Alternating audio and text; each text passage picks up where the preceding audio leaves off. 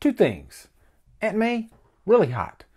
And we're going to spoil the shit out of this movie.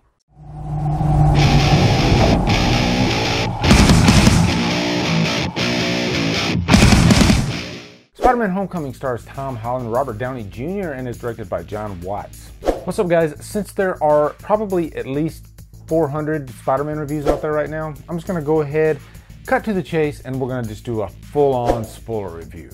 Going to talk about what I think of the movie, how it ranks with the rest of the Spider-Man movies, but along the way, I'm going to talk spoiler stuff instead of what I usually do and talk spoilers at the end, because most of you have probably seen this that want to see this movie. So why not just go ahead and have a ball? Now let me say, first and foremost, I love all the Spider-Man movies. Some are better than others. I think some are kind of underrated. I am a fan of Spider-Man 3. I like Amazing Spider-Man 2. There are things about all the movies that I could pick apart, and then there are things about all the movies that are just awesome to me.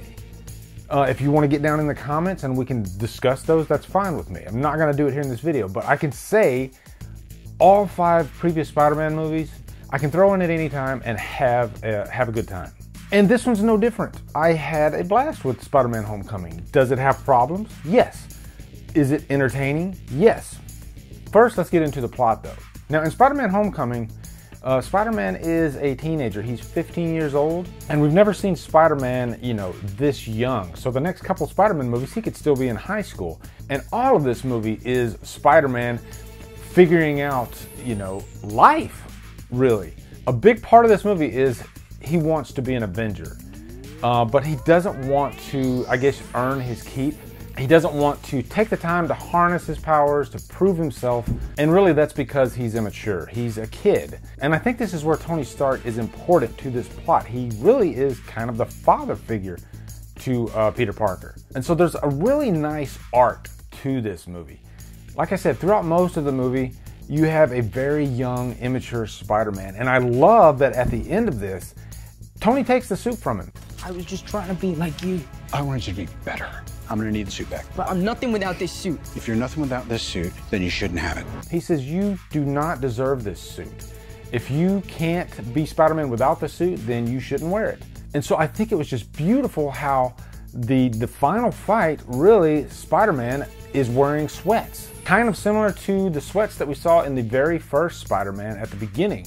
That is something I never expected, and I thought, this is really cool, You take away all the technology, the gadgets, and you just have to be a man. And really, he has to use what's up here to save the day. Also, let's talk about the Vulture, Adrian Toomes.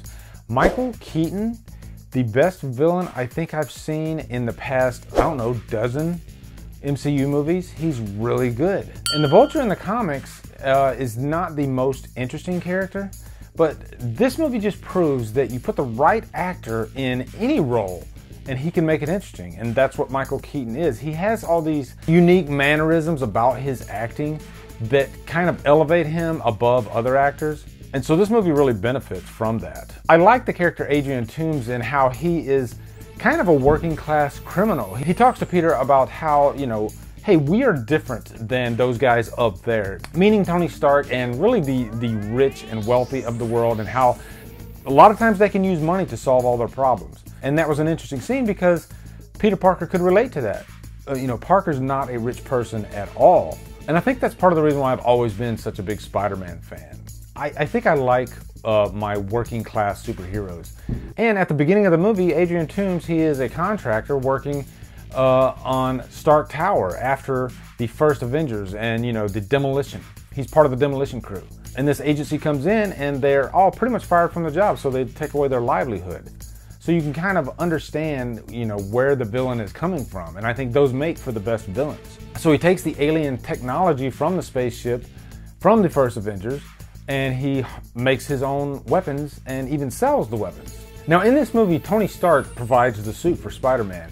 And that was such a cool part of the movie, watching him kind of figure out the suit. And the suit has all these kind of unlocked features that Tony Stark put in there. And so Peter Parker and his friend, they unlock these features. And this is where Peter Parker starts abusing his powers, I guess you could say. He's not responsible enough to use them, and they're actually really dangerous. There's a reason why Tony Stark put limitations on this suit because a lot of this stuff is very dangerous. There's even a kill mode in there. And so Peter Parker's not ready for all that. But one thing I do like about the MCU is they do put a lot of hidden, I guess, features in their movies that they don't necessarily give you everything. They leave a lot to the imagination. And in this movie, it's the suit. We don't know everything that's in that suit. They show us quite a few of the features. And one of my favorite things is kind of a female Jarvis in the name of Karen.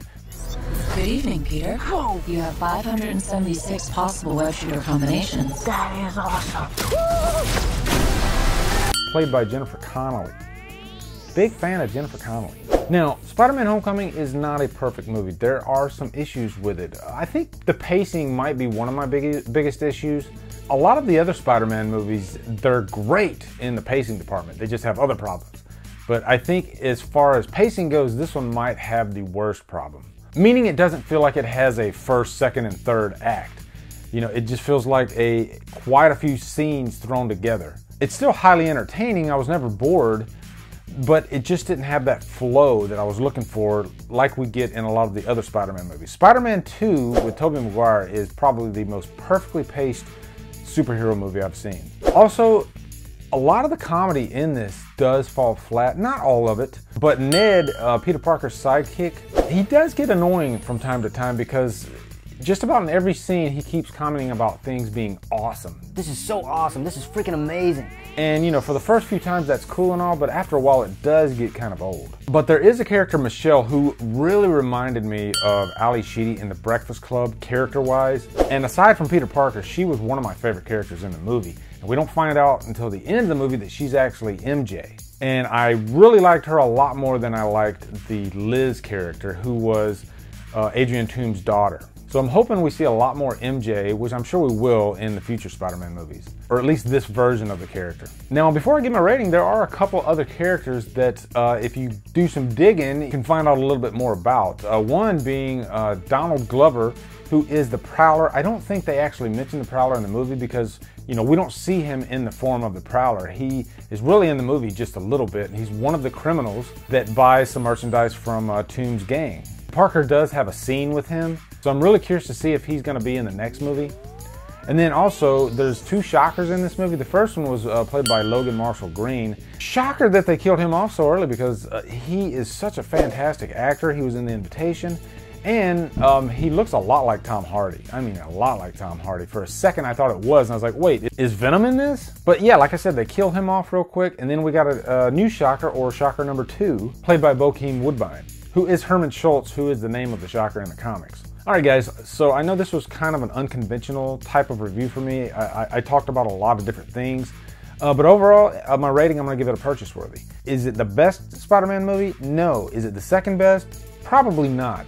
But like I said, I like all the Spider-Man movies. I have a blast with every single one of them. And this will be a fun one to add to the collection. And it's nice to see some other characters in this one like Iron Man, who I didn't really talk about that much, but Iron Man was great in this. But he was great as Tony Stark more than Iron Man. So anyway guys, what are your thoughts on Spider-Man Homecoming? Looking forward to hearing them. Also, come over to Killer Flicks where we talk horror all day, every day. And I'll also plug Scream Stream, which will be this Tuesday, but I think we're probably gonna do like a Marvel Scream Stream, maybe within the next couple weeks, to discuss Spider-Man Homecoming and how it might fit into the rest of the MCU. Because I'm really itching to discuss this movie for maybe an hour, hour and a half. Could be fun. Also, follow me at Drumdums on Facebook, Twitter, Instagram, and Letterboxd. If you like what I'm doing, please hit that subscribe button. I'd really appreciate it. Anyway, guys, thank you so much for watching. Have a great day, and Drumdum out.